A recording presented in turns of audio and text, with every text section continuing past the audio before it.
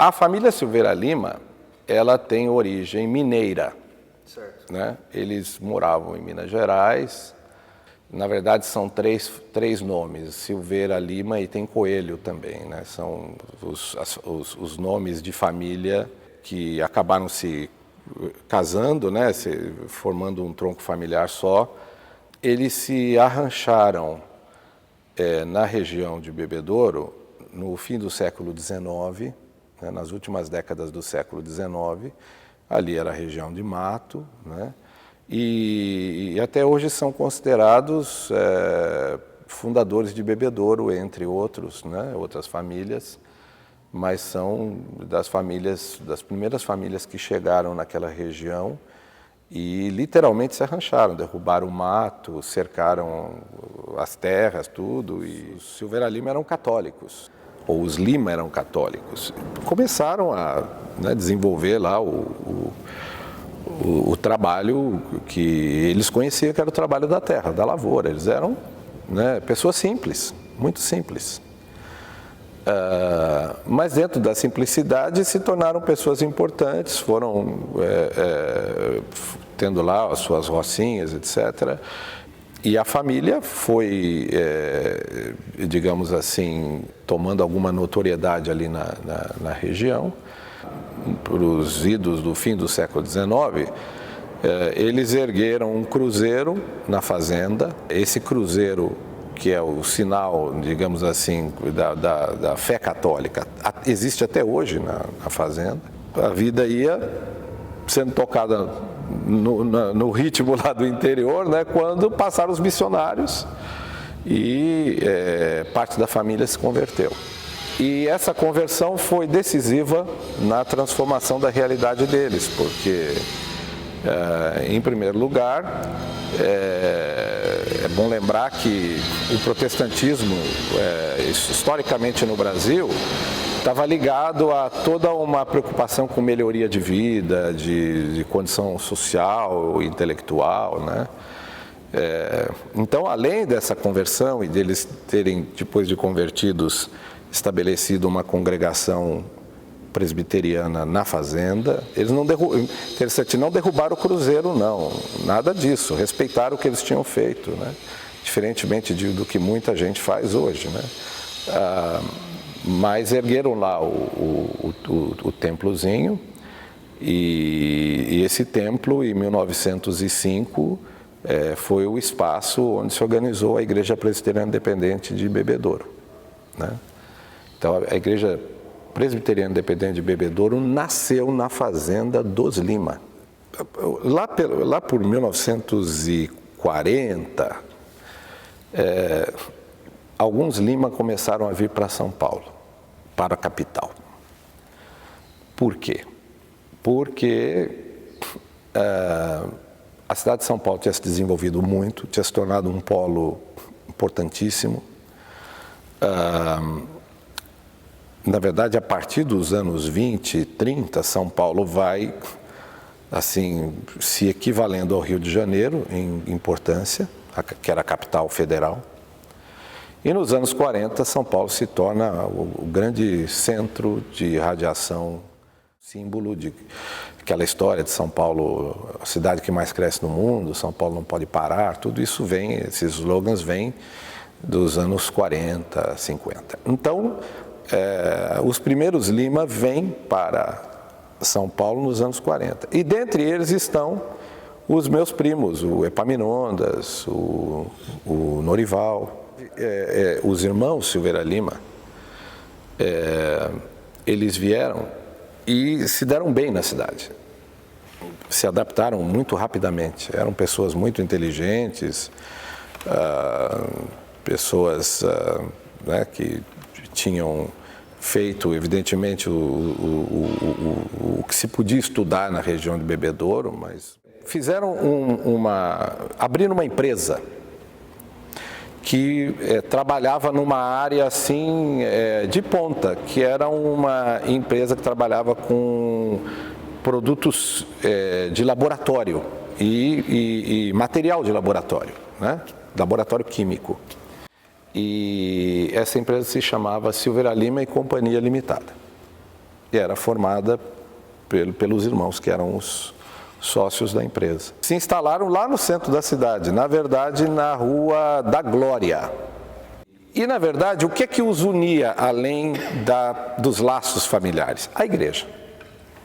Porque quando eles vieram, eram presbiterianos independentes, eles procuraram uma igreja presbiteriana independente. Quando os meus primos vieram, e meu pai posteriormente veio, eles se transferiram enquanto membros para a IPI do Cambuci, lá embaixo, né?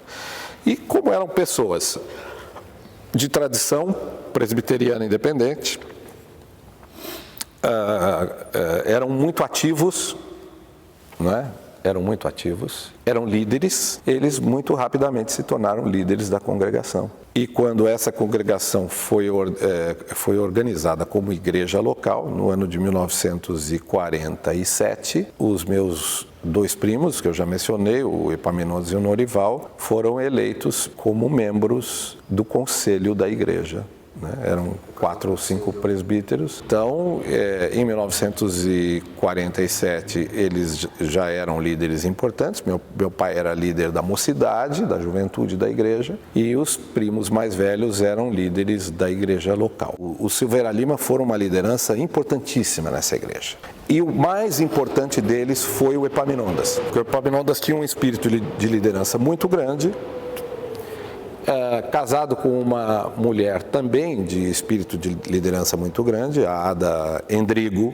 Eles se conheceram nesse contexto da igreja. Então, o Epaminondas era, além de presbítero atuante, professor da escola dominical, a Ada também professora da escola dominical, e o Epaminondas era superintendente da escola dominical, ali no começo dos anos 50, e era uma pessoa muito preocupada com o estado espiritual da igreja. Muitos missionários norte-americanos vieram para o Brasil depois dos anos 40. Presbiterianos, batistas, metodistas e pentecostais. E entre as igrejas todas, havia um fervor por um despertamento religioso, por uma experiência espiritual mais elevada, e isso não era só um discurso do pentecostalismo já existente. E, por exemplo, no caso do Epaminondas, ele participava ativamente de grupos de oração que reuniam pessoas de diferentes denominações. E acredito que foi isso que permitiu a Epaminondas conhecer pessoas que não eram presbiterianas, com as quais ele também se identificou pela busca daquela espiritualidade mais elevada. Havia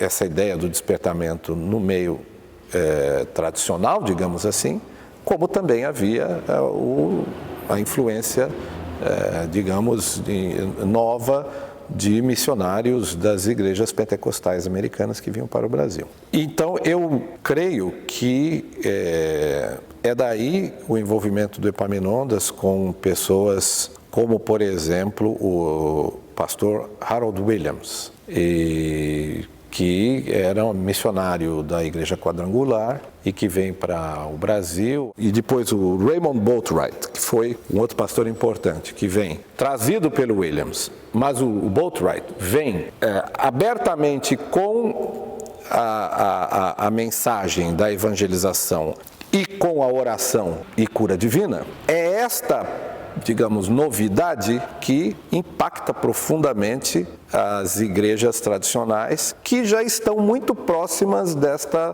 experiência de espiritualidade, etc., né? O William sugere ao Epaminondas que trouxesse o Boatwright à igreja do Cambuci para uma semana de conferências de avivamento. Então o Boatwright o Epaminondas, que era o principal presbítero, convence o conselho da igreja a convidar o reverendo Boatwright. Ele vem naquela semana de março e faz uma semana de conferências, e a primeira reunião é tão impactante que ao longo da semana aquilo se torna um fenômeno que vai para os jornais, porque a rua se apinha de gente, a polícia tem que vir, o trânsito, para organizar as coisas, porque ninguém conseguia passar pela rua Barão do Jaguara.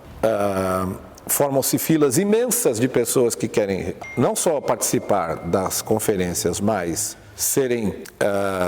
terem uma oração de cura. E isso impressiona a liderança. E aí esses líderes começam a auxiliar o Boatwright, dentre eles, certamente o principal líder da igreja local que apoia é o Epaminondas. Aquilo é recebido muito bem dentro da IPI por causa do discurso avivalista. Porém, alguns vão achando que eram coisas muito diferentes e que não se coadunavam com a doutrina presbiteriana, algumas práticas, etc. Então, com o tempo, vai se criando aquele tipo de uma tensão entre, né, que 2 anos depois vai levar divisão da igreja. 90% da igreja sairá da IPI. E voltando à figura do Epaminondas, ele é uma liderança marcante. O Epaminondas, mesmo depois de muitos anos, ele ainda era lembrado como uma liderança importante. Quando ele faleceu, o meu pai ligou para o reverendo Jorge Bertolazzo Stella, que é um pastor muito conhecido na igreja, uma liderança importantíssima. Meu pai falando que o Epaminondas tinha falecido. Aí depois que meu pai desligou, meu pai falou, olha, o Bertolazzo ficou muito triste, porque o Bertolazzo disse que o Epaminondas tinha sido um dos homens mais importantes da vida da igreja no tempo em que ele estava na IPI, que ele sentia muito o falecimento do Epaminondas, embora soubesse que mesmo saindo da IPI, ele tivesse continuado o ministério dele.